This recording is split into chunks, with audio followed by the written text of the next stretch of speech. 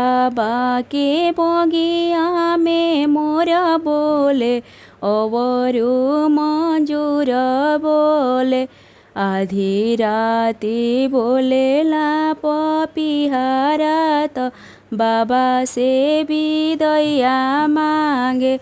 आधी राती बोलेला पपिहारा त बाबा से विदैया मांगे। सखी हो के कारा से रोअबो में गाला धई के कारा से पैया परी के कारा से पैया परी।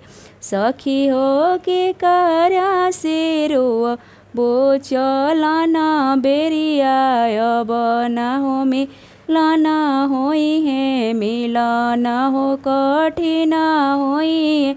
सखी हो आमा से रोई हमें गला धई पापा से पैया परे पापा से पैया परे।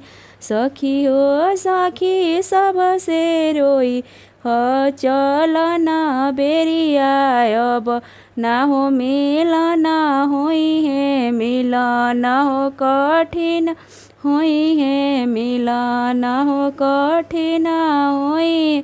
एक कोसे गैले डरिया दुई कोसे अवरु तीसर कोसे। सखी हो डरिया उघारी जब देखी ना कोई नाही आपन कोई नाही आपन।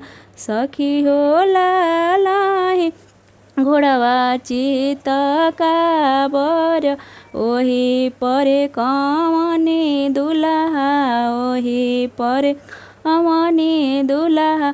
धनी हो के कर खोजेलु बटिया तू अवरु हो चलन बेरिया तू मिलन बेरिया।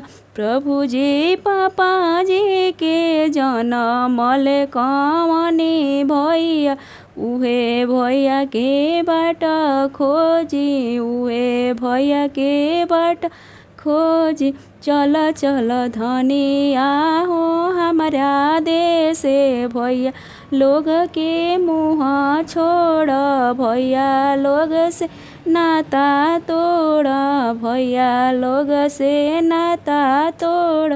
प्रभु जी के कोखी के जन मल हम भैया कैसे भैया बिसारी दिहे कैसे भैया से नाता तोड़े।